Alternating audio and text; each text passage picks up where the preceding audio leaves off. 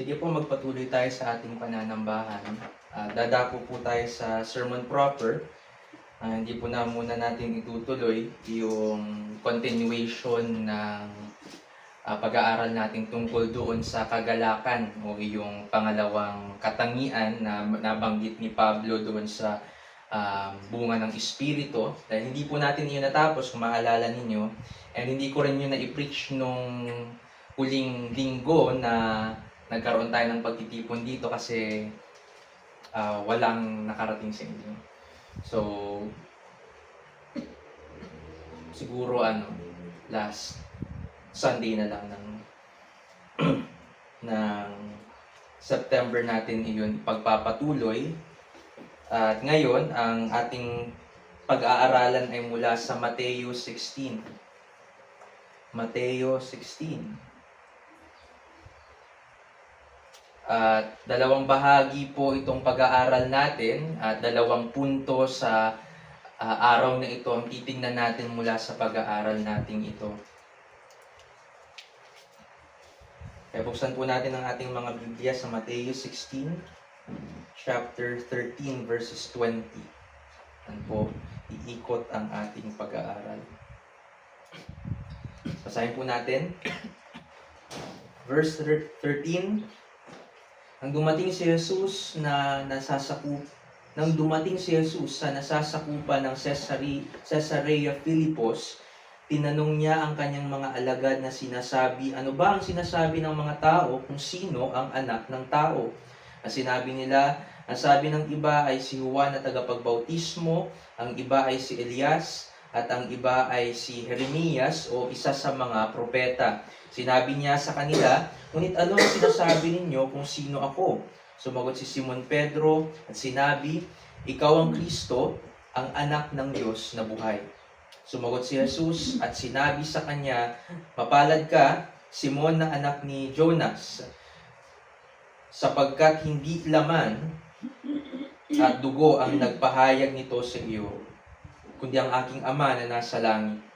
At sinasabi ko naman sa iyo na ikaw ay Pedro, at sa ibabaw ng batong ito ay itatayo ko ang aking iglesia, at ang mga pintuan ng Hades ay hindi magwawagi laban sa kanya. Ibibigay ko sa iyo ang mga susi ng kaharian ng langit, at anumang iyong talian sa lupa ay tatalian sa langit, at anumang iyong kalagan sa lupa ay kakalagan sa langit. Pagkatapos ay mahigpit niyang ipinagbiling sa mga alagad na huwag sasabihin kanino man na siya ang Kristo. Umako tayo sa panalangin. Panginoon, dumudulog kami sa inyo, humihingi ng tulong at paggabay upang aming maunawaan ang mga salita po ninyo na nandito sa Mateo chapter 16. Dalangin namin, O Diyos, na ito ay makapagbigay sa amin ng karunungan kung sino po kayo, Panginoong Jesus, at nawa ang mga katotohanan ng aming tatanggap sa pagbaba po ninyo ng aralin ito sa aming kalagitnaan ay amin nga pong paniwalaan sapagkat tapat ang mga salita po ninyo sa Biblia. Tulungan ninyo bawat isa sa amin at maging araw din po ito ng kaligtasan para sa mga wala pa sa inyo. Po ang aming samot dalangin sa pangalan ni Jesus. Amen. At yan po ang pag-aaralan natin ngayong araw at sa susunod na linggo. At ang pamagat po ng pag-aaral natin ay ang kapahayagang Kristiyano tungkol kay Jesus. At ito ang unang bahagi. Ang isang tao ay nakikilala at nagiging kapansin-pansin or remarkable base sa kung anong ipinapakita nitong pag-uugali o kakayanan. And in this world, even non-Christians with distinctly good personality, not that their goodness presents them right before God, or that their goodness is pleasing to Him. Ina-acknowledge ko lamang dito na that there are non-Christians who are distinctly good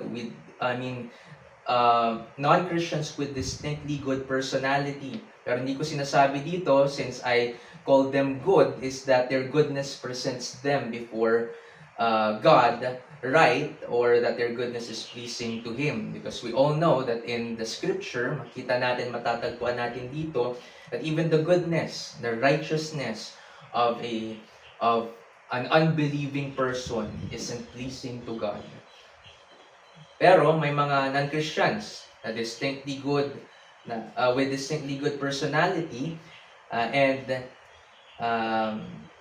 it begets for them a good identity and recognition. Kapag makita natin ng isang tao, tayo man ay mga Kristiyano, but we know someone who is, kumbaga, mabait, mabuti sa atin, so we recognize them as good. It begets them good identity and recognition, while a bad character begets a bad name. Diba? Ganun tayo. So, sa panahon ni Jesus, matatagpuan natin sa Biblia na may iba't ibang pananaw ang mga tao sa Kanya. At i-expound ko ito mamaya sa first point natin.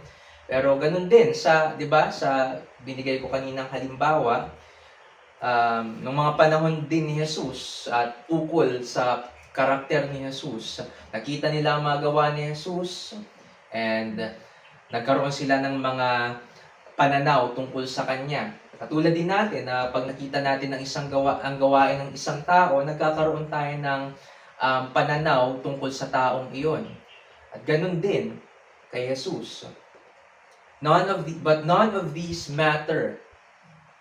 Okay? Sa panahon ni Jesus, matatagpuan natin sa Biblia na may iba't ibang pananaw ang mga tao sa Kanya, but none of these matter, itong mga pananaw na ito, tungkol kay Jesus, kung hindi ito ang kapahayagan niya ng Ama, ng Espiritu, at ng kasulatan tungkol sa Kanya. Ang ibig kong sabihin, wala anuman ang maging pananaw natin kay Jesus, gaano man iyan kabuti sa tingin natin, kung positibo man iyan na tingin natin kay Jesus, if it's not what the Scripture says about Him, it doesn't matter. It doesn't matter at all. The way we know God, the way we know Jesus is through the Scripture, sapagkat ito ang ibinigay at ibinaba ng Diyos sa atin na testimonya tungkol sa Kanyang pagkatao.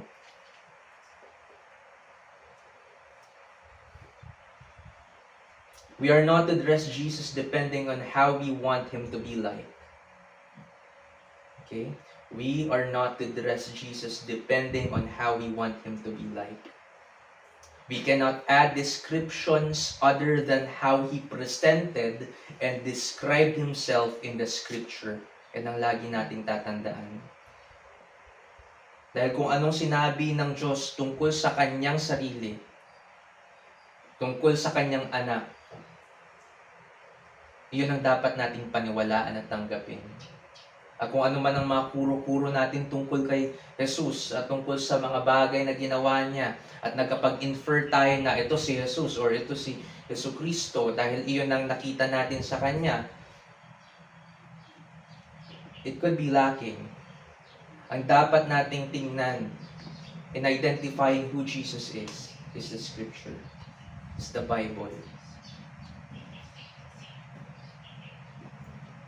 Lahat ng mga katangian niya at mga bagay tungkol sa Kanya ay inihayag na para sa atin sa Biblia.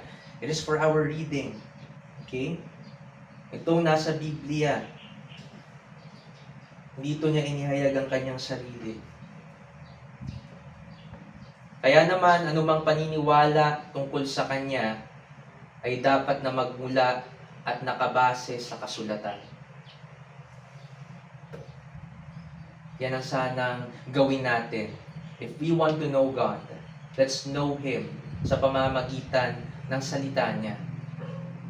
Because so many people in this world, may mga taong hindi naman nag-aaral ng salita ng Diyos, but they have this idea of who Jesus is. At baka sila pang pakinggan natin. Let's not listen to them. They don't have the final say sa pagtukoy kung sino si Jesus. We have the Scripture. Hawak-hawak natin, available sa ating bansa, available sa atin dito sa Pilipinas. Maraming bansa sa mundong ito. Available nga sa kanila pero kailangan nilang itago dahil papatayin sila kung makitaan sila ng Biblia. Napakalaya nating pag-aralan. Napakalaya nating basahin ng Biblia. Huwag nating sayangin ang pagkakataon na meron tayo na makilala ang Diyos. In our personal reading or even in the corporate worship, ang pinipresent natin dito sa tuwing tayo nagtitipon ay si Jesus, ang Diyos, kung sino siya, according to the Scripture. Kaya, pahalagahan natin. Pahalagahan natin, kung tayo may mga Biblia, pahalagahan natin that we have our rooms in our homes na kung saan pwede nating basahin ang Biblia. Pahalagahan natin na mayroong nasimulang gawain dito sa Virac para mapakinggan natin ang proklamasyon ng salita ng Diyos tuwing linggo. Pahalagahan natin ito. At kilalanin natin kung sino ang Diyos sa pamamagitan ng salita niya.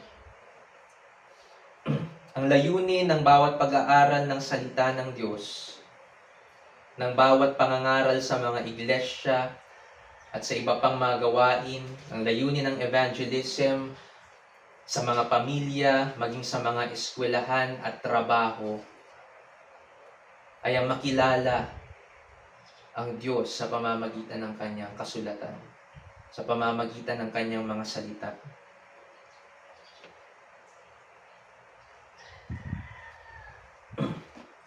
Ang kasagutan sa katanungan kung sino si Jesus ay masasagot lamang ng tama kung ang Biblia ang basehan natin sa pagsagot dito. Okay? Sasagot lamang ito ng tama kung ang Biblia ang pinagkukuhanan natin ng sagot. Pag may exam tayo, bawa sa math, hahanap ka ba ng sagot sa mga math questions sa English textbook mo? Hindi. Ang hahanapan mo ng mga kasagutan para sa mga katanungan sa math exam mo ay yung mathematics textbook mo. At ang hahanapan natin ng kasagutan tungkol sa katanungan kung sino si Jesus, sino ang Diyos, ano ang kanyang kalooban, hindi ang anumang aklat. Hindi aklat sa law, hindi aklat sa accountancy, hindi aklat sa kung anong mga propesyon o anong mga bagay, kundi ang Biblia.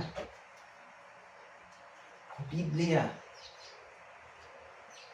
Ang salita ng Diyos, infallible, hindi nagkakamali. Diba? Pansin natin, may mga pagkakamali sa mga ideya na ipinapangaral sa atin sa ibang mga textbook. Even when we were high school, may mga nakita kaming ganong textbook. Mali ang mga nakasulat doon. At minsan may mga pag-aaral din na pabago-bago. Diba? Katulad niyan, si Kuya Marco, nakwento niya, pabago-bago daw ang aklat nila sa accountancy. Laging may revisions. Ang Biblia, there's no need for revisions. Ito ang final authority.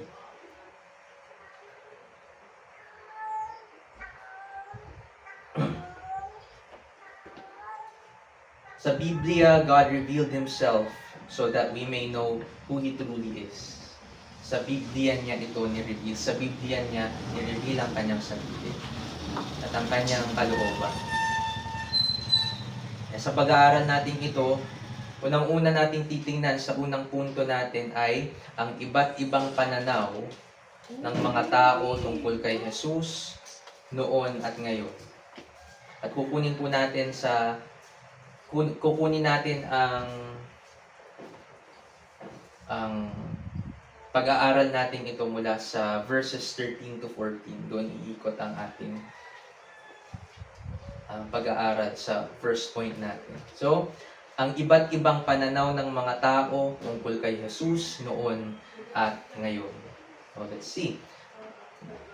Sabi dito sa verse 13, nang dumating si Jesus sa nasasakupan ng Caesarea Philippos, tinanong niya ang kanyang mga alagad na sinasabi, ano ba ang sinasabi ng mga tao kung sino ang anak ng tao? Verse 14, at sinabi nila, sabi ng iba ay si Juan na tagapagbautismo, ang iba ay si Elias, ang iba ay si Jeremias o isa sa mga propeta. So, bago ang mga pangyayaring ito sa verses 13 to 20, matatagpuan natin sa unang bahagi ng chapter 16 na si Jesus ay naglalakbay kasama ang kanyang mga alagad at kagagaling pa lamang nila sa Decapolis. Makikita natin iyon sa chapter 15 ng Mateo, pero hindi na natin susuriin pa. Pero doon pa lamang sila nanggaling sa Decapolis, sa may dagat ng Galilea na teritoryo ng mga Hentil. So, itong Decapolis ay teritoryo ng mga Hentil kung saan gumawa si Jesus ng mga himala at dito rin nangyari ang mahimalang pagpapakain niya sa 4,000. Makita natin diyon sa Mateo chapter 15 verses 32 to 39. Pero hindi na natin babasahin. Pero ibigay ko lamang sa inyong context kung ano ang mga nangyari bago itong pinag-aaralan natin. So, kagagaling lamang nila sa Decapolis, region in Galilee, and then doon nangyari ang mahimalang pagpapakain niya sa 4,000 katao. At sabi pa nga, hindi pa kabilang sa bilang na iyon ang mga kabataan, ang mga bata at saka mga kababaihan. So, mahimala iyon. Sa unahan ng chapter 16, makikita natin dito sa unahan ng chapter 16 ay nasa Magadan o Magdala na sila at na-encounter nila ang mga Fariseo at mga Saduceo, na itong mga Fariseo at Saduceo, ang nakakatawa sa kanila is hindi sila nagkakasundo lagi. Pero makikita natin dito sa chapter 16 na nagkaisa silang subukin si Jesus. So they were enemies of Jesus dahil unang-una hindi sila naniniwala sa mga kapahayagan ni Jesus. Pangalawa, ayaw talaga nila kay Jesus. Ayaw nila kay Jesus. Hindi nila kinikilala na si Jesus ang Mesiyas na hinihintay nila. And they get jealous of Him, they get envious of Him. Dahil ang mga tao noong mga panahon na iyon ang tinatangkilik na ay ang aral ni Jesus at hindi na ang kanilang mga ipinapangaral. So, dito makita natin sa panimula ng chapter 16, sila ay nasa Magadan or Magdala, dalawang katawagan dito sa lugar na ito, and na-encounter nila ang mga Fariseo at mga Saduceo. And again, hindi sila nagkakasundo lagi. But when it comes to Christ, kapag si Jesus na ang usapan, dun lang sila nagkakasundo. Para usigin si Jesus, para kalabanin si Jesus. At ang ginawa nila dito, nakita natin, ay ang subukin si Jesus. Yun ang purpose nila, ang subukin si Jesus. And literally, this means to make proof of. To make proof of. And sa Mark 8:11 na parehong event ang nangyari, Mark 8:11, makita natin doon na ginamit sa NASB sa Mark ang word na argue. At ang meaning nito, literally, is debate or to dispute. Yun ang ginagawa nila. Yun ang laging gusto nilang gawin. Okay? When they encounter Jesus, they want to debate Him. They want to dispute against matters. And yun ang nakikita natin ginagawa dito ng mga Fariseo at mga Saduceo. And most of the time, ganito talaga yung activity nila. Nung mayroong ministry na si Jesus sa mundong ito, halos araw-araw ito ang ginagawa nila. They look for Jesus not to hear Him and to believe in Him when they see some signs and wonders. What they do is just to naghihintay sila na magkamali si Jesus o makagawa ng kamalian para may maipaparatang sila kay Jesus. Diba? And in modern times, it sounds something like what happened in the past week. Naghahanap ang mga tao ng maipaparatang na kamalian kay Jesus at sa kanyang mga tagasunod. At wala silang maiparatang na kamalian, they killed. Even Jesus was killed. Dahil wala na silang maiparatang. Wala silang mahanap na butas. Nais nilang makakita ng tanda. Yun ang sinasabi rito. Okay? Sabi rito, sa verse 1, Matthew 16 verse 1, dumating ang mga Pariseo at ang mga Saduceo at upang subukin siya, hiniling nila sa kanya na magpakita sa kanila ng isang tanda mula sa langit. Yun ang hinihingi nila. Yun ang gusto nilang makita. Nais silang makita ng tanda. Ibig sabihin, signs or miracles. At ito ay nagpapakita ng divine authority. So,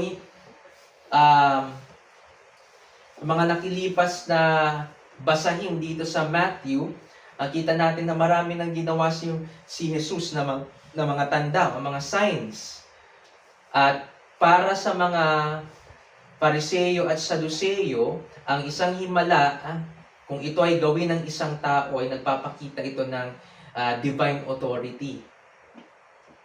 Yun ang view nila doon. Pero bago pa mangyari itong event na ito, marami nang ginawa ng himala si Jesus. Diba? Pero hindi pa rin sila napapaniwala ng mga iyon.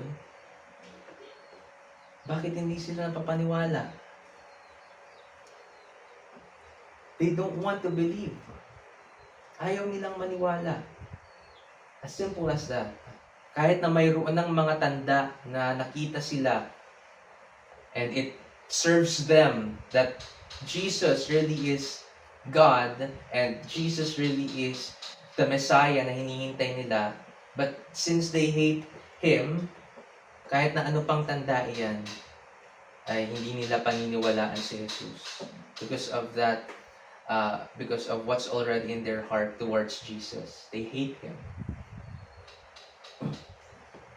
Nagpakita na si Jesus, nagpakita na si Jesus ng napakaraming himala. At dahil nga sa ang pananaw nila when sign or miracle happens, ay yun ay tanda ng divine authority, ay hindi pa rin naniwala itong mga taong ito. Hindi pa rin sila naniwala, kaya't ang hiling nila ay hindi pinaunlakan ni Jesus.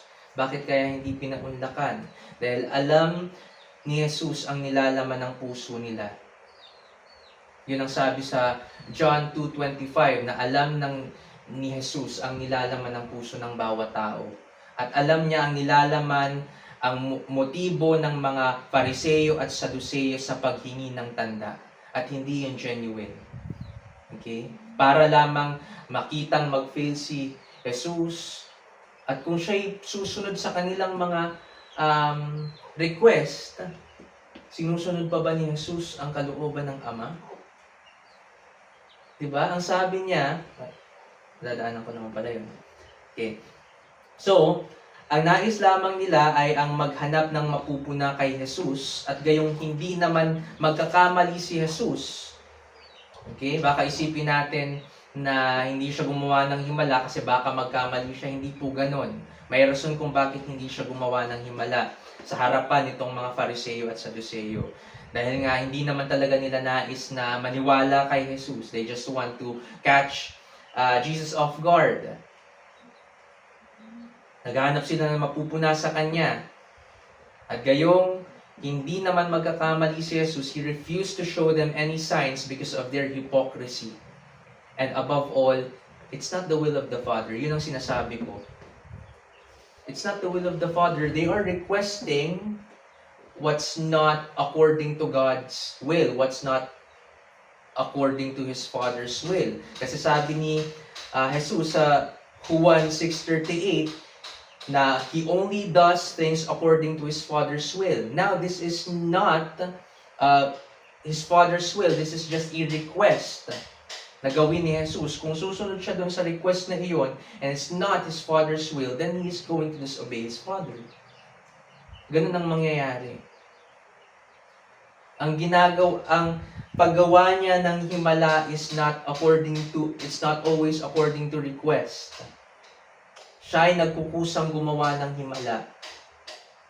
Ganun ang ginagawa niya. Kaya hindi niya pinaunlakan itong mga Pariseo at mga Saduseyong ito na ang tanging ginagawa ay pagdudahan siya, tanging ginagawa ay istumble siya.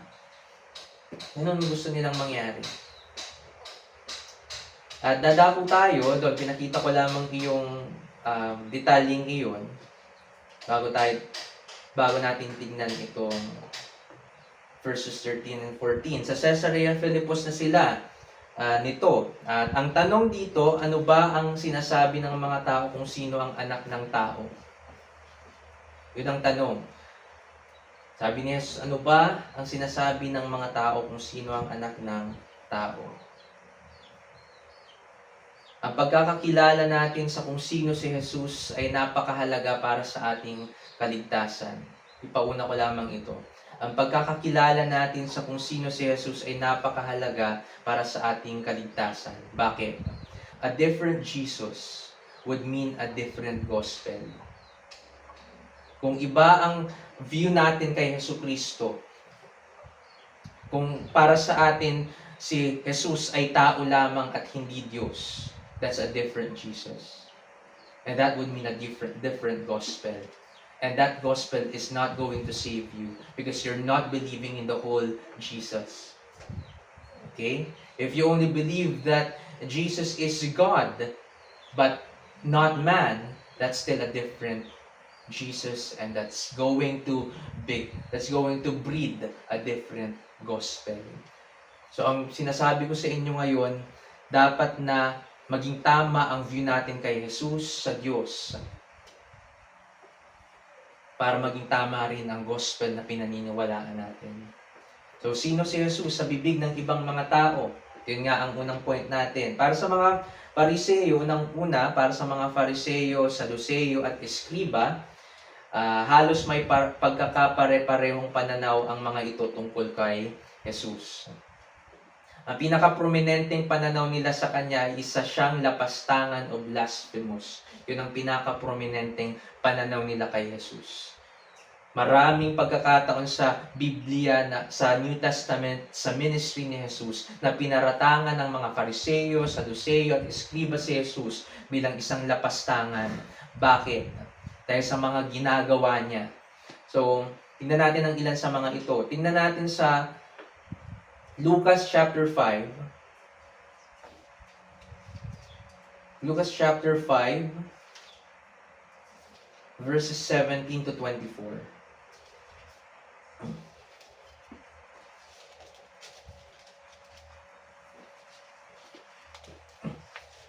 So, sahin natin, isang araw habang siya'y nagtuturo, may nakaupong mga Fariseo at mga guro ng kautusan na nagmula sa bawat nayon ng Galilea, Judea at Jerusalem, at ang kapangyarihan ng Panginoon ay nasa kanya upang magpagaling. At may dumating na mga lalaking may dalang isang lalaking lumpo na nasa isang higaan, at sinikap nilang maipasok ang lumpo sa bahay at mailagay sa harap ni Jesus. Subalit dahil wala silang makitang daan, dahil sa dami ng tao, umakyat sila sa bubungan ng bahay at ibinaba siya, pati ang kanyang higaan mula sa binutas nilang bubungan sa gawing gitna sa harapan ni Jesus. Verse 20, nang makita niya ang kanilang pananampalataya ay sinabi niya, "Lalaki, pinatatawad ka na sa iyong mga kasalanan." So nakita natin dito, ang sinasabihan niya nito ay isang lalaking lumpo.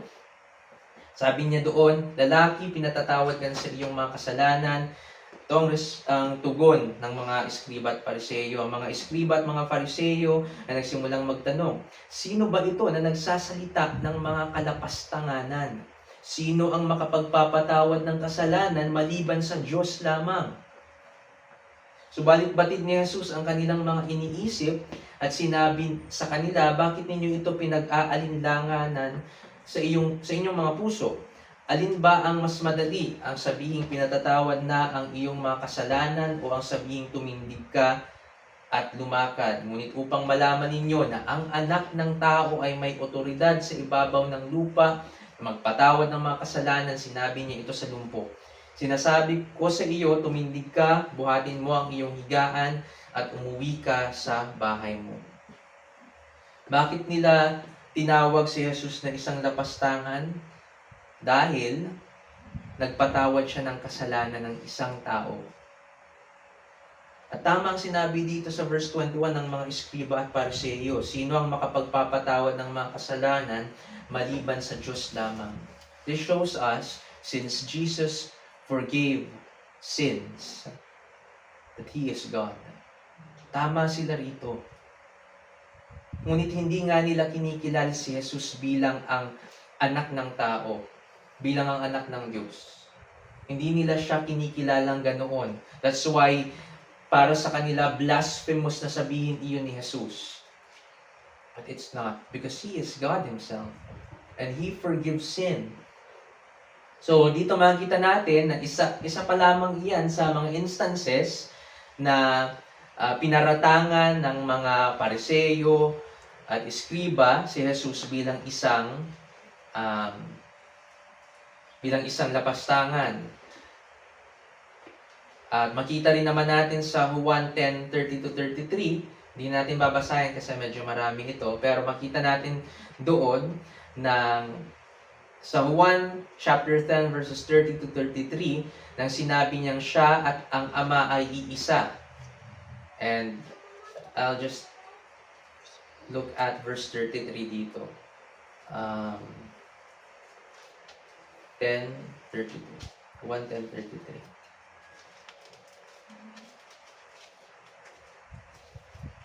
So, ang sabi ni Jesus sa verse 30, ako at ang Ama ay iisa. Tapos dumampot itong mga Hudyo ng mga bato para batuhin siya. Bakit? Sa verse 30, ang sabi rito, sumagot sa kanya ang mga Hudyo, hindi dahil sa mabuting gawa ka namin babatuhin, kundi dahil sa paglapastangan, sapagkat ikaw na isang tao ay nag-aangkin na Diyos. Sapagkat yun ang ibig sabihin ng sinabi rito ni Jesus, na ako at ang Ama ay iisa. Ngayon, hindi ito iisang persona. Okay, baka magkamali tayo at isipin natin na ang Ama at ang Anak ay isang persona. Mali po iyon. Hindi na Trinitarian pag ganun. Okay, ang ibig sabihin po ng ako at ang Ama ay iisa ay may iisang diwa, may iisang kawalang hanggan, kapangyarihan at kalooban. Yun ang ibig sabihin noon. So kung ano ang kalooban ng Ama, yun din ang kalooban ng Anak. Kung anong kapangyarihan ng Ama, kung ano ang pagiging walang hanggan o ang pagiging eternal ng Ama, ay eternal din itong si Jesus na Anak and even the Holy Spirit. At kung paanong iisang essence, kung paanong ang essence ng Ama, ito rin ang essence ng Anak at ng Espiritu Santo. So, kaya naniniwala tayo na hindi lamang ang Ama ang Diyos, kundi may isang Diyos, and in that one Godhead, nag-share ang tatlong different persons, Father, Son, Holy Spirit. Okay? So, doon makita natin ang naging tugon ng mga Hudyo. Babatuhin si Jesus dahil lapastangan daw siya dahil sinasabi niyang siya ay Diyos. Yun ang ibig sabihin doon ni Jesus. Siya ay Diyos by claiming that He and the Father is one. Yun ang sinasabi niya. So we don't have any room to doubt Jesus' divinity. May mga religion na hindi ito nakikita. It's clear in the Bible. Diba? Mga INC, ang mga saksi, ang mga Mormons, they don't see this, even if it's already clear in the scripture that Jesus claimed to be God because He really is. Siya ay Diyos. Diba? So marami pa ang mga pagkakataon, Mateo 26:64, nang ni-reference niya ang propesiya tungkol sa anak ng tao na matatagpuan sa Awit 110 verse 1 at Daniel 7:13. Makikita natin doon na pinunit nitong high priest yung kanyang damit dahil ni-reference ni Jesus. Mamaya titignan natin yan sa second point natin. Ni-reference ni Jesus ang propesiya tungkol sa anak ng tao na matatagpuan sa Awit 110:11 at Daniel 7:13. And that Son of Man there is Yung sabi ni Jesus, siya raw iyon. Ni-reference niya iyon tungkol sa kanyang sarili.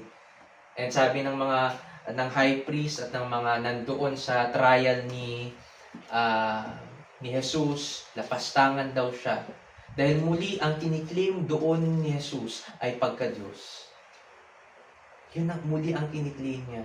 So every time na siya ay tinatawag na lapastangan nitong mga Pariseo, Saduceo, at mga Iskriba, every time na siya ay tinatawag sa ganitong katawagan, ito'y laging sa pagkakataong sinasabi niya o kiniklaim na siya ay Diyos. Every time na siya tinatawag na blasphemous, yun ay sa mga pagkakataon na kiniklaim niya na siya ay Diyos. But he is not blasphemous. Is he? He's not. Because he really is God. Siya ay Diyos. At itinuring ng mga grupong ito na blasphemous si Jesus dahil itinatanggi nilang si Jesus ang Mesiyas na hinihintay nila. They don't want to accept the fact that this Jesus guy is already the person they're waiting. Okay, to save them. At ang inaasahan pa nila, magiging isang military figure itong Mesiyas, but it's not. To save them from the Romans. Pero hindi. Ang salvation na gagawin ng Mesiyas na ito ay pagliligtas sa kanila mula sa kanilang mga pagkakasala. All throughout the Old Testament, yun ang problema ng Israel. Sin. Di ba natin nakikita yun? Every time that God, the presence of God departs from Israel, it's because they sinned. Yun ang laging dahilan. Sin. Tapos aasa sila na ililigtas sila sa Roma, sa mga Roma. Hindi. Ang pinaka-problema nila ay ang kanilang kasalanan. At ganun din sa atin. Ang pinaka-problema natin ay yung ating kasalanan. At doon tayo dapat iligtas ng Diyos. That's the most dangerous thing we already possess as a human being. At kailangan tayong maligtas mula doon.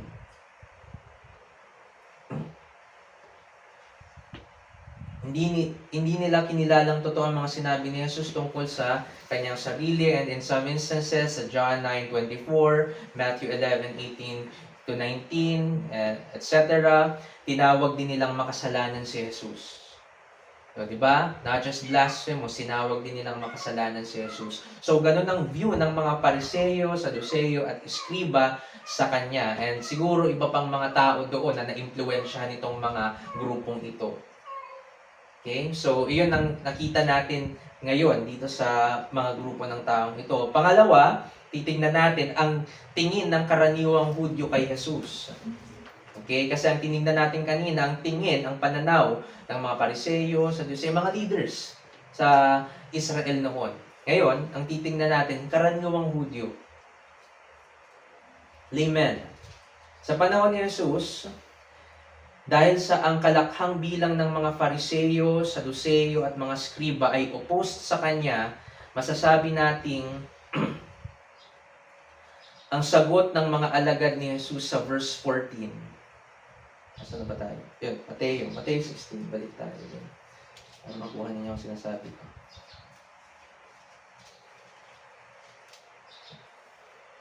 Matthew 16. Yun. Sa panahon ni Jesus, dahil sa ang kalakhang bilang ng mga Pariseo, Saduceo at mga Skriba ay opposed sa kanya, masasabi nating ang sagot ng mga alagad ni Jesus sa verse 14, itong pinag-aaralan natin, ang sagot nila, at sinabi nila, ang sabi ng iba ay si Juan ang tagapagbautismo, ang iba ay si Elias, at ang iba ay si Jeremias, o isa sa mga propeta. Yun ang sagot nitong mga alagad niya. So, sabi natin ang sagot ng mga alagad ni Jesus na ito, na sa pinag-aaralan natin ay nanggagaling sa mga karaniwang Hudyo. Dahil mga karaniwang Hudyo itong mga disciples ni Jesus. At They are relating doon din sa mga iba pang mga taong hindi sumusunod kay Jesus. At sa palagay nila, nitong mga karaniwang Hudyo, according sa survey nitong mga disciples, kaya ganito ang naging sagot nila, ay si Jesus daw ay sa tingin ng karamihang mga Hudyo ay ang Juan ng Tagapagbautismo o si Elias. May iba nagsasabi si Jeremias o isa sa mga propeta. Yun ang pananaw ng ibang mga Hudyo sa mga panahon ni Jesus. Kung pagkukumparihin natin, mas mabuti pa rin ang pananaw ng mga taong katulad nila, itong mga karaniwang Hudyo, kaysa sa mga Pariseo. May respeto pa rin kung tutuusin doon sa pananaw nitong mga karaniwang Hudyo. Pero it's lacking, and it's not the truth. It's still not the truth. Although it sounds respectful kasi itong mga Pariseo talagang blatantly nilang sinasabi, yes, he blasphemous, he is a sinner. Ganun nila tukuyin si Jesus. Pero ito may kabutihan pa rin naman and closer to truth pa rin ito kaysa dun sa mga closer pa rin sila sa truth kasi at least may respect sila sa pangalan ni Jesus kaysa sa mga Pariseo na wala talaga. But even they were wrong. Okay? Mali pa rin itong mga pananaw na ito ng mga karaniwang Hudyo. Even they were wrong. Jesus is not the second coming of John the Baptist. Okay? Makita natin sa Mateo 14:2 na sabi ni Herodes na nabuhay daw muli si John the Baptist sa pagkatao ni Jesus. Mali po yun. Okay? So, Jesus is not the second coming of John the Baptist, nor of Elijah, nor of Jeremiah, or any of the prophets in the Old Testament. He is not the second coming, or sabihin natin, reincarnation kung tawagin ng ibang mga religion, si Jesus. Ng sino man sa mga propetang ito. Although itong mga propetang ito, mga kagalang-galang sila. They are the patriarch. Okay? Na tinatawag. Pero hindi po ito si Jesus. Okay? Jesus is His own person. Yan ang tatandaan natin. Jesus is His own person. Si Jesus ay propeta naman talaga. Ngunit ang ilan sa kanila ay propeta lamang talaga ang pagtuturing sa Kanya. So that's lacking. Jesus is prophet. That's one of His offices. Ang dalawa pa, priest and king. He's prophet, priest, and king. Pero kung ang pagkakilala lamang ng isang tao kay Jesus is He's just a prophet, as in katulad ni Moises, katulad ni Jeremias, ni Isaias, at ng iba pa, ay hindi po yun sasapat. He is a different kind of prophet. He is actually the prophet of all prophets. Dahil sa Kanya nagmulang lahat ng prophecies na ibinigay ng mga propeta sa Old and New Testament. He is the source of those prophecies. So He is a prophet. Yes, He is a prophet, pero hindi pwedeng ganun lang ang pagtingin ng isang tao sa Kanya. Ang iba sinasabi, isang mabuting guro lamang si Jesus. And for referencing, Lucas 18:18-19, yun lamang pagtuturing nila kay Jesus, isang mabuting guro. Gaano man kabuti, okay, ito ang tatandaan natin, gaano man kabuti sa pandinig natin ang pananaw ng isang tao tungkol kay Jesus, kasi makita natin mabubuti, positibo naman ang tingin ng karaniwang Hudyo, John the Baptist, Jeremiah, one of the prophets, Elijah, a good teacher, a prophet, mabubuti naman, positive, kaysa sa mga Pariseo. Ngunit gaano man kabuti sa pandinig natin ang pananaw ng isang tao tungkol kay Jesus, kung hindi ito ang ipinahayag niya tungkol sa kanyang sarili, ay hindi sasapat ang mga pananaw na ito. Yan ang tatandaan natin. You can call Him your Creator all you want. if you don't believe the rest of the truths about God, hindi sasapat. You only have a creator-creation relationship with God. At hanggang doon na lang yun. Okay? Habang sa kasalukuyang panahon naman, itong pananaw ng mga tao tungkol kay Jesus. Some unbelievers still have respect on Jesus' name that they consider Him as God sa kasalukuyang panahon, even though they do not have faith in Him for their salvation. So, Roman Catholics, di ba? Roman Catholics believe in the Trinity. Alam natin iyan. But they don't have faith in Jesus Christ for their salvation. Bakit natin nasasabi iyan? Because they believe in faith plus works-based salvation. It is faith alone. Ganon ang sinasabi sa Biblia. Faith alone in Jesus Christ. So tama man ang view nila tungkol sa Diyos, sa Godhead, Trinitarian man iyan, if they get the gospel wrong, their faith is going to make them stumble upon the rock, who is Jesus. So yun, some unbelievers still have respect on Jesus' name, that they consider Him as God, even though they do not have faith in Him for their salvation. Posible pong mangyari yan. Okay? Ang iba, sinasabi na siya ay talagang namuhay sa kasaysayan. Hanggang doon na lang yon. Historical figure ang pagtingin ng iba tungkol kay Jesus. Ang iba naman, isang mabuting tao at marunong na guro. At spiritual leader, tulad siguro nila ng mga MLJ, ganon, ang pagtingin lang nila kay Jesus. Katulad lang ng mga spiritual leader na namuhay sa kasaysayan. O iba, mabuting halimbawa ng compassion at iba pang mga matuwid na pag-uugali. So, ganun ang view nila kay Jesus. Ng karamihan sa panahon na ito. Ganun lamang ang view nila kay Jesus. Habang may iba naman na nakabase talaga sa kanilang mga kagustuhan kung magiging ano lang si Jesus para sa kanila. May mga taong ganyan. Okay, ulitin ko, may iba naman na nakabase talaga sa kanilang mga kagustuhan kung magiging ano lang si Jesus para sa kanila. Not their Savior, not their Lord. Makikita sa kanilang buhay na hindi naman sila pinaghaharian ng Diyos, pero sinasabi nila, ito ang ilang mga pagtuturing nila sa Diyos, that God is their provider. Na siya ang takbuhan nila kung may problema. And that He is their protector. That He is their creator. But Lord, Savior, their God, hindi. They just want the benefit of the Lord. Ganon ang karamihan sa mga panahon ito.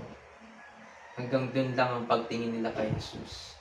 At dahil sa pinag-aaralan natin ng salita ng Diyos, hindi dapat maging katulad noon ang ating pagtingin sa Kanya. Ang mga pananaw na ito tungkol kay Jesus ay mostly subjective, katulad ng ibinahagi ko sa panimula natin. Sa panahon ni Jesus, nakita nila ang mga gawa niya at nagbigay sila ng kahulugan at palagay nila kung sino si Jesus base sa mga naobserbahan nila sa Kanya. At di lahat ay may positibong nasabi. Katulad sa introduction ko kanina, kung makita natin ang ginagawa ng isang tao, we can call, at mabuti ito, we call him good. Ganun din kay Jesus noong mga panahon na iyon. Nakita nilang gumagawa si Jesus ng mga himala. So nasabi nila, this is one of the prophets.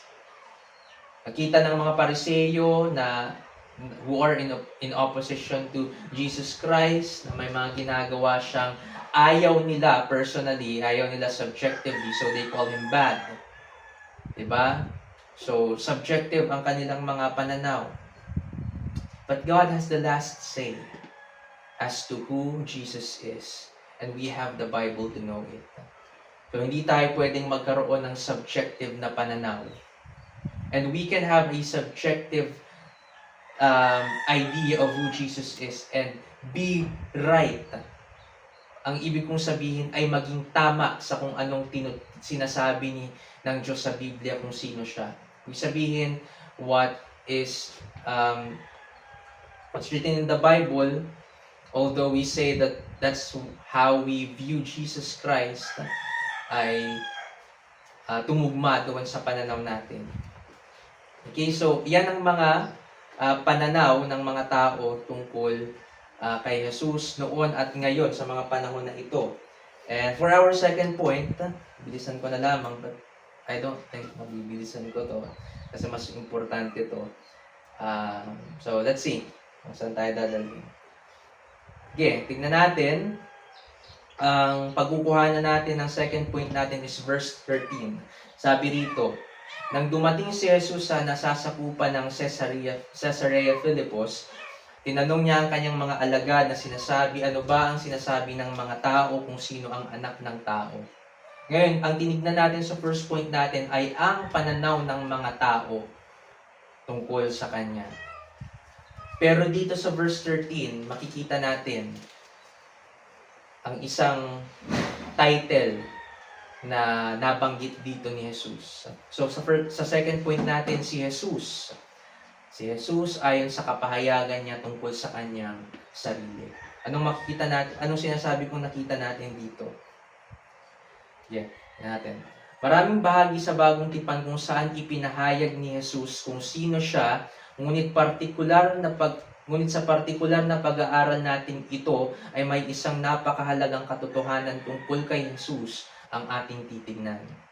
Hindi pa ito ang sagot ni Pedro. Kasi ang titingnan natin dito ay ang kapahayagan ni Jesus tungkol sa kanyang sarili at hindi ang kapahayagan ni Pedro sa verse 14. Okay? Hindi pa ang sagot ni Pedro sa tanong ni Jesus sa verse 16. Kundi ito ay tungkol sa isang title na nabanggit niya sa tanong niya sa verse 13. At ano ang title na iyon? Ano ba ang sinasabi ng mga tao kung sino ang anak ng tao? Anak ng tao. Yun ang titingnan natin ngayon. So, hindi pa natin ibabase sa kung anong confession ni Peter ang sinabi niya, kundi ang ginamit ditong title ni Jesus para sa kanyang sarili. Ito ay isang title kay Jesus na mahigit 80 times na ginamit sa New Testament para kay Jesus. Mahigit 80 times. Some say 88 times, but ang majority ng pagkakagamit ng anak ng tao, ng salitang anak ng tao, 80 times or more ay nagmula kay Jesus, pertaining to Himself. Ang iba, kahit ako noon, ay agarang naiisip na ang title na ito ay tumutukoy sa humanity o pagkatao ni Jesus. Kasi anak ng tao eh. So, maisip, dati naisip ko agad, ito pertaining to sa humanity ni Jesus Cristo. Pero hindi lamang po sa humanity ni Jesus. Hindi lamang po humanity ni Jesus ang tinutukoy sa title na ito na anak ng tao. So, totoo naman ito, ngunit kailangan nating makita kung saan nagmumula ang katawagang ito kay Jesus at kung ano ang ibig sabihin nito. So, titignan po natin kung saan nanggaling ang katawagang ito kay Jesus. Buksan natin sa Daniel 7:9-14.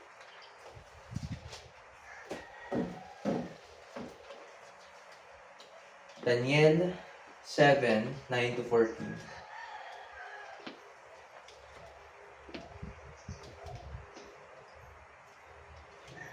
Basahin natin. Daniel 7:9-14. Sabi rito, habang ako'y nakatingin, may mga tronong inilagay at ang matanda sa mga araw ay umupo. Ang kanyang kasuotan ay kasimputi ng niebe at ang buhok ng kanyang ulo ay gaya ng purong lana. Ang kanyang trono ay naglalagablab sa apoy at ang mga gulong nito ay nagniningas sa apoy. May dumaloy na isang ilog ng apoy at lumabas mula sa harapan niya. Libo-libo ang naglilingkod sa kanya at laksa-laksa ang nakatayo sa harapan niya. Ang hukuman ay humanda para sa paghukom at ang mga aklat ay nabuksan. Ako'y tumingin dahil sa ingay ng mga palalong salita na sinasabi ng sungay. Nagpatuloy akong tumingin hanggang ang halimaw ay napatay at ang kanyang katawan ay binasak at ibinigay upang sunugin ng apoy. At tungkol sa iba pang mga halimaw, ang kanilang kapangyarihan ay inalis, ngunit ang kanilang mga buhay ay pinahaba pa ng isang kapanahunan at isang panahon. Verse 13, patuloy akong nakakita sa pangitain sa gabi at narito ang isang gaya ng anak ng tao na dumarating kasama ng mga ulap at siya'y lumapit sa matanda sa mga araw at iniharap sa kanya. Verse 14, binigyan siya ng kapangyarihan, kaluwalhatian at kaharian upang ang lahat ng mga bayan, bansa at mga wika ay maglingkod sa kanya. Ang kanyang kapangyarihan ay walang hanggang kapangyarihan na hindi lilipas at ang kanyang kaharian ay hindi mawawasak. Ang katawagan pong anak ng tao na laging ginagamit ni Jesus para sa kanyang sarili ay nagmula rito. At titingnan natin maya-maya ang paglalarawan ng anak ng taong ito dito sa Daniel 7. So, ito ay mula sa pangitain ni Daniel. Hindi ko na masyadong palalawigin itong konteksto, pero babasahin ko lamang itong nasa notes ko. Ito ay mula sa pangitain ni Daniel tungkol sa 4 na halimaw na kumakatawan sa 4 na kaharian mula sa kahulugan ng panaginip ni Nebuchadnezzar.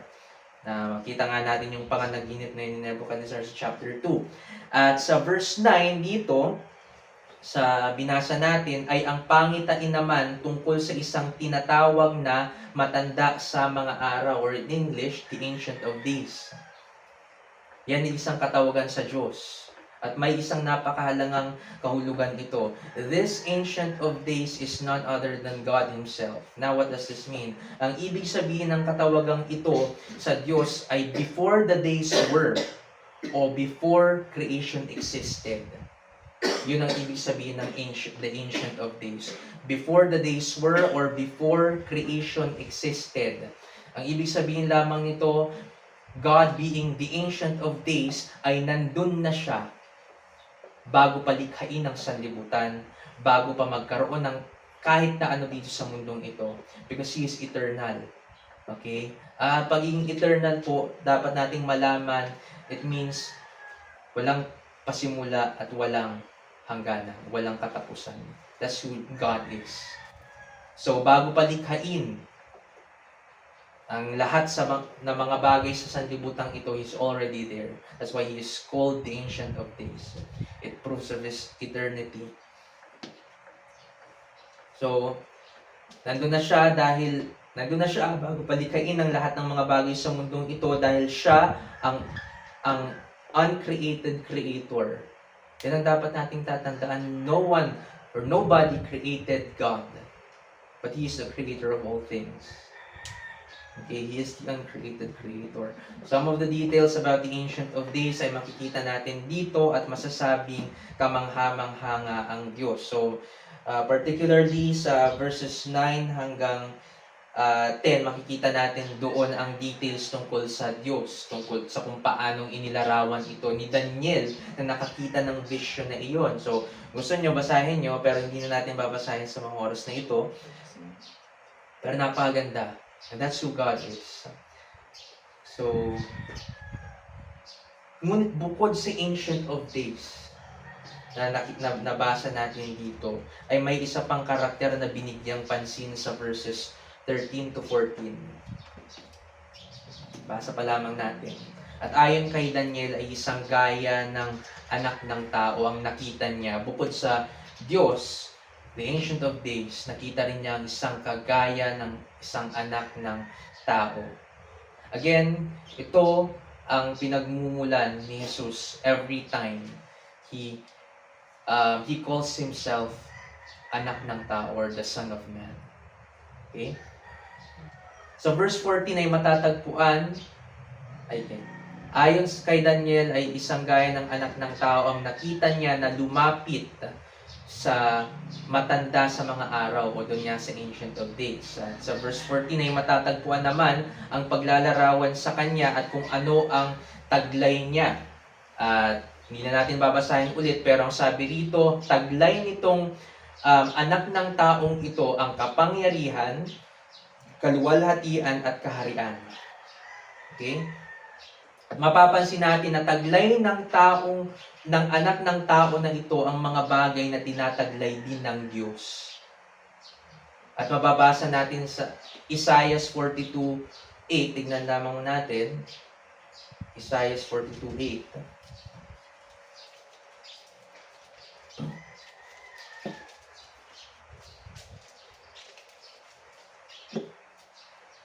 Sabi dito ni Yahweh, Isaiah 42:8, Ako ang Panginoon, iyon ang aking pangalan. Hindi ko ibibigay sa iba ang aking kaluwalhatian o ang akin mang kapurihan sa mga larawang inanyuan.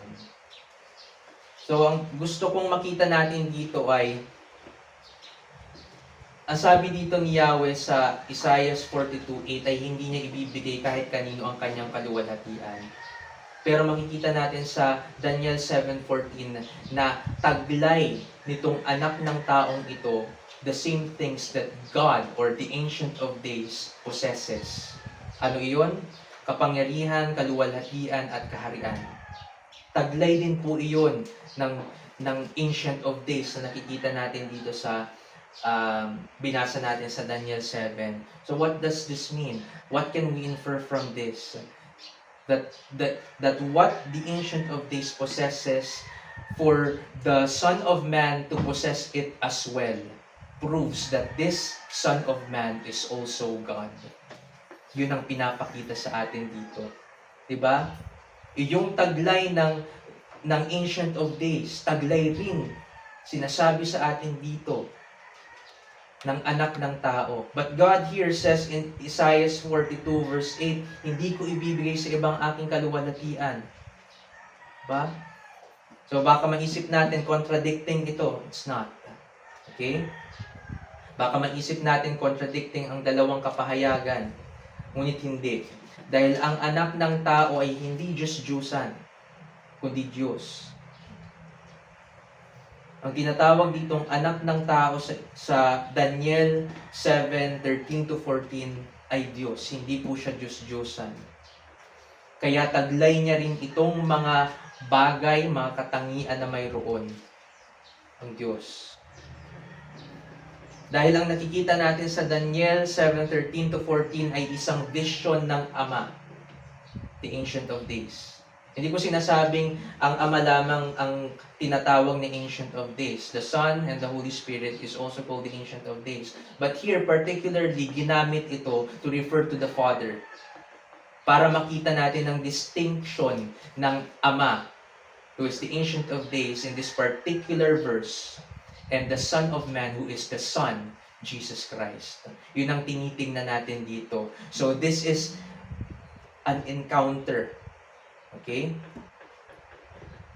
This is a vision of an encounter of the Father and the Son. Of the Father and Jesus Christ. Yun ang makikita natin dito. At kung hindi kayo namamangha doon, sinasabi ko sa inyo, manghang-mangha ako sa katotohanan ito. That this vision is so beautiful at dapat nating kamanghaan ito. The Father and the Son meeting each other there sa vision ni Daniel.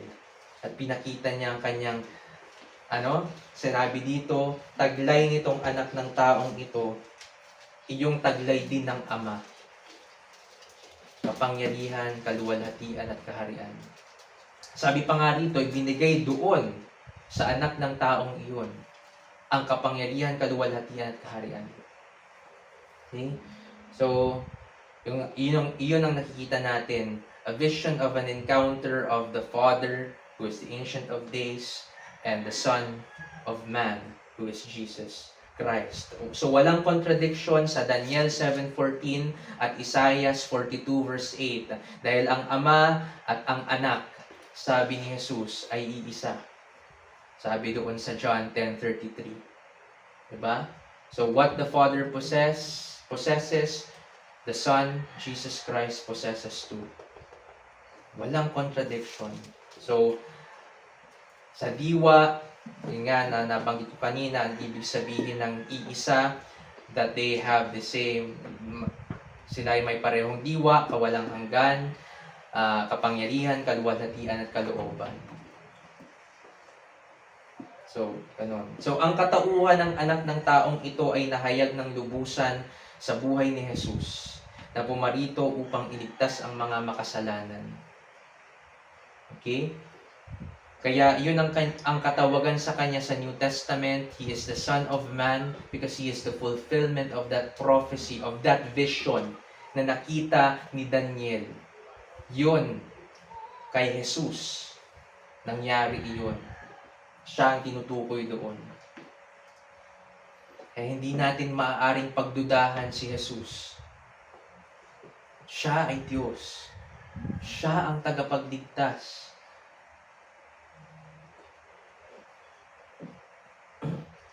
Sa Mateo 26:64, doon nga, tingnan lamang natin.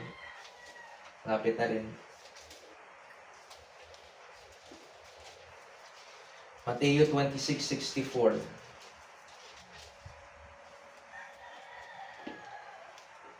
Sabi rito, so si Jesus ay nasa harap ng Sanhedrin ng mga panahon na ito. Verse 64, sinabi ni Jesus sa kanya, ikaw ang nagsabi. Kasi ang sabi rito ng punong pari sa verse 63. Ngunit hindi umimik si Jesus at sinabi ng pinakapunong pari sa kanya, pinanunumpa kita sa harapan ng Diyos na buhay, sabihin mo sa amin kung ikaw nga ang Kristo, ang anak ng Diyos. Anong sagot dito ni Jesus? Sinabi ni Jesus sa kanya, ikaw ang nagsabi. Sa pagsasalita ng ganito ni Jesus is just agreeing with what the high priest said. Sabi niya, ikaw ang nagsabi, ngunit sinasabi ko sa inyo, mula ngayon ay inyong makikita ang anak ng tao na nakaupo sa kanan ng kapangyarihan at dumarating na nasa mga ulap ng langit. At ito ang nakita natin sa vision ni Daniel. At anong ginawa? Ito nga yung kaninang tinignan natin na isa pang pagkakataon kung saan sabi ng punong pari ay lapastangan o blasphemous daw itong si Jesus. Pero is he committing blasphemy here? Hindi. Because what he's saying is true about himself. Siya ang anak ng tao. Sabi rito, inyong makikita ang anak ng tao na nakaupo sa kanan ng kapangyarihan. So dito sa verse na binasa pa lang natin ay direkta siyang sumangguni sa eksaktong bersikulo na nakita natin sa Daniel 7:13. He referenced that exact words na nakita natin sa Daniel. At sinasabi niya, this is me. This is all about me. Okay. Madaling salita, ang sagot niya sa punong pari ay, ako yun. Ako yung Son of Man na iyon. Pero anong naging tugon ng punong pari at ng mga tao doon sa Sanhedrin? Nagsipagpunit sila ng kanilang mga kasuotan dahil blasphemous daw ang sinabi ni Jesus. Well, in fact, he is telling the truth about himself. At sa pinag-aaralan natin, naunang manggaling sa bibig ni Jesus mismo na siya ang anak ng tao. At ang pagiging anak ng tao ay nagpapakita hindi lamang ng humanity niya, but also His divinity. Yun ang makikita natin. Yun ang punto ng title niya na anak ng tao. It doesn't just tell us na siya ay God on human form. Pinapakita sa description ng anak ng taong ito from Daniel 7:13 to 14 na ang anak ng taong iyon ay Diyos. The same things that God possesses, He possesses. Okay? Dahil ang Son of Man na ito sa Daniel 7:13-14 ay buong tinataglay din ang mga katangian ng Diyos. Yun ang nakita natin. So, iyon ang kapahayagan ni Jesus bago pa sabihin ni Pedro iyong sagot niya sa pinag-aaralan natin. Sinagot niya si Jesus sa verse 16. Bago pa iyon sabihin ni Pedro ay sinabi na, ipinahahayag na ni Jesus kung sino siya. He is the Son of Man. Siya ang anak ng tao. Doon pa lamang sa tanong niya, ano ba ang sinasabi ng mga tao kung sino ang anak ng tao? Sino ang anak ng tao? Tinutukoy niya dito ang sarili niya. Diba? Para sa mga Pariseo, ang kapal ng mukha ng Jesus na ito para i-claim na siya ang anak ng taong ito. Ganun sila towards Jesus. So, sa unang bahagi ng pag-aaral natin, ay natutunan natin ang kapahayagan ni Jesus tungkol sa kanyang sarili. Yun ang nakita natin, yun ang tinignan natin. At sa susunod na Lord's Day ay titignan naman natin sa sagot ni Pedro that the truth of the message must also be confessed by a person for its efficacy in his or her life. Anong ibig kong sabihin dito? Jesus already claimed to be the Son of Man. Jesus already claimed that He is the Christ. Alam na iyon ng mga disipulo niya. Nakita na iyon ng mga tao sa paligid niya, sa kanyang ministry. But it's not enough for you to know. Sa sagot ni Pedro sa tanong ni Jesus, at sagot niya makikita natin sa verse 16, ang kanyang sinabi, ikaw ang Kristo, ang anak ng Diyos na buhay. It's not lumalabas na hindi lang basta pagkaalam ang mayroon si Pedro sa kanyang kasagutan. Para kay Jesus, ito ay confession ng paniniwala ni Pedro na si Jesus nga ang Kristo at anak ng Diyos na buhay. So, pinapauna ko na ito sa inyo. Okay, tapos naman na tayo pero tatapusin ko lang itong. So, yun. Kaya sa susunod na Lord's Day, yun ang titingnan natin. That's the part 2. Na ang sagot ni Pedro ay titingnan natin na pinapakita sa atin that the truth of the message must also be confessed by a person for its efficacy in his or her life. Dahil sa claim pa lamang ni Jesus na siya ang anak ng tao doon sa verse 13, ay sinasabi na niyang siya ang Kristo at anak ng Diyos na buhay. We can know that. But it must be confessed too. At anong meaning ng confess? In Greek, homologeo, meaning to speak the same language or agree with. Yun ang meaning ng confess. To speak the same language. It's not just having a knowledge of what the truth about Jesus is or who Jesus is. You must confess it. We must speak the same language na kung paanong sinasabi ni Jesus, I am the Son of God, I am the Son of Man, the Son of God, the fulfillment of the Son of David. That's not entirely Solomon, but he is the Son of David, that he is the Christ, and he is the Son of the living God. Lahat ng iyon, sinabi iyon ni Jesus. Ngunit kailangan din natin iyong i-confess. Kung talagang naniniwala tayo sa mga katotohanan iyon. And confess, meaning to speak the same language. To believe in what Jesus claims to be. To speak the same language as what Jesus claims that He is.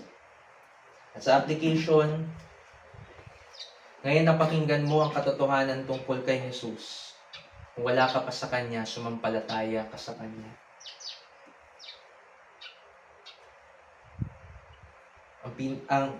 Hindi lamang sino si Jesus ang critical na question na dapat na mas maitanong sa atin.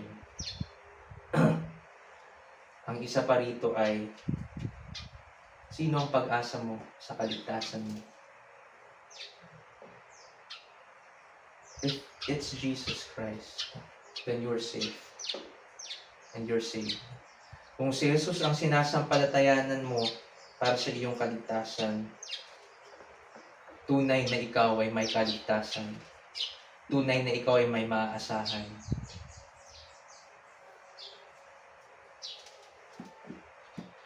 Ngayong napakinggan natin ang katotohanan tungkol sa kung sino si Jesus, na siya ang Kristo at ibig sabihin ng Kristo ay anointed one. Anointed para saan? Para sa pagliligtas. He is the one chosen to save His people from their sins.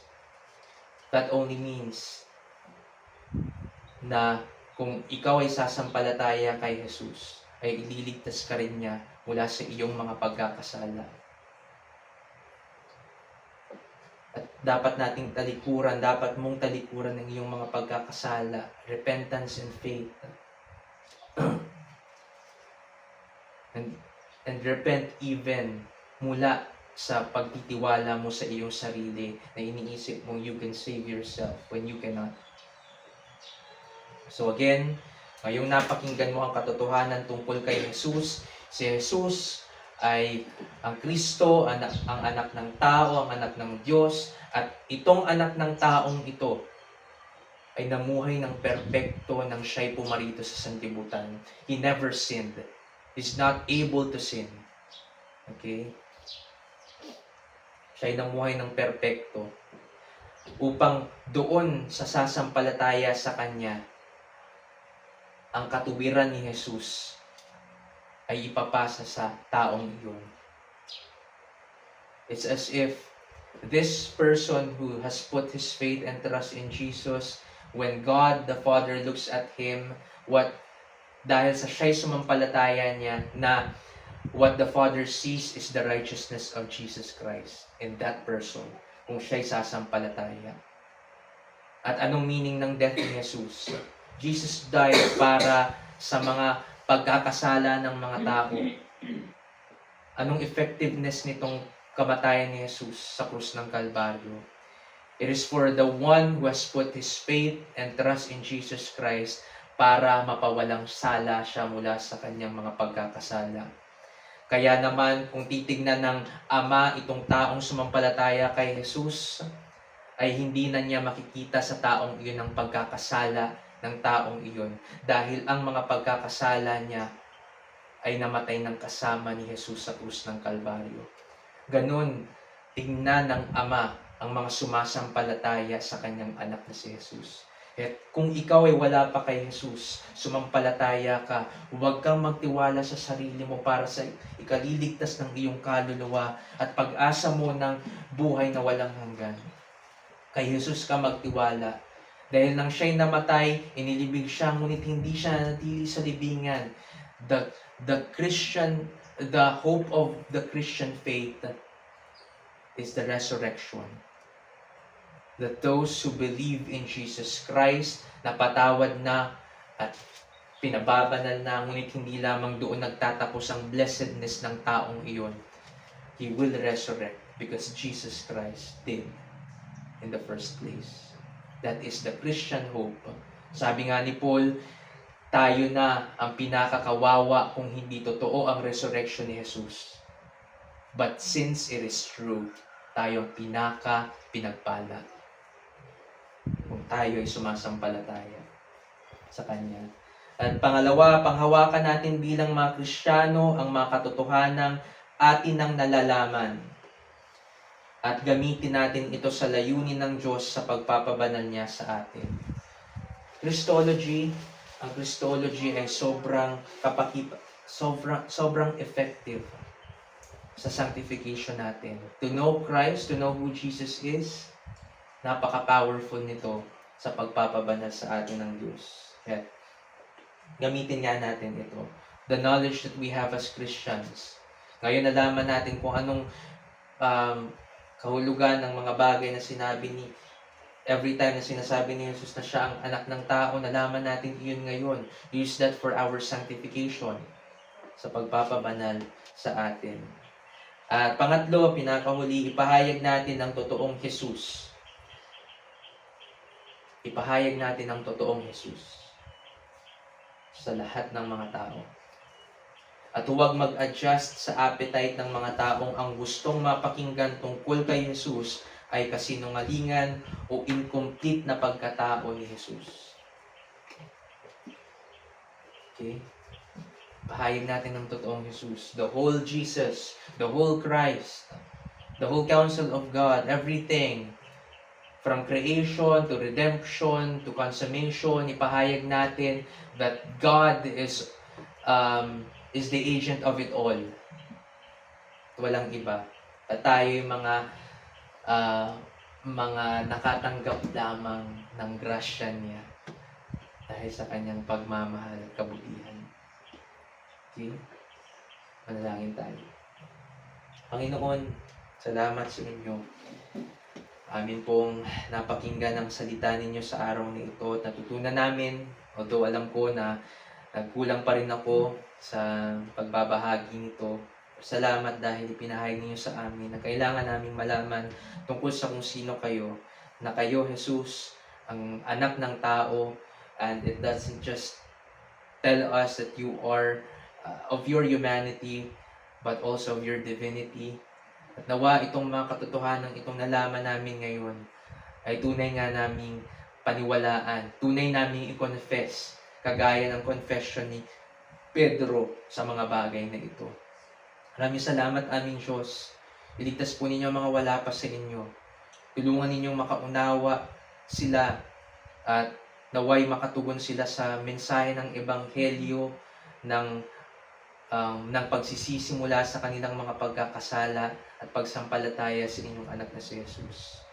At nawa ay napalakas din po ng ang bawat isa na mga alagad na po ninyo sa pamamagitan nitong mensahe na ito. Maraming salamat aming Diyos. Ingatan po ninyo kami sa aming pag-uwi, sa aming paghiwa-hiwalay, at nawa ay sa buong linggong ito ay maluwalhati namin kayo. At ngayon pa lamang ay hangarin na namin ang pagtitipon na muli namin sa darating na linggo, next Sunday.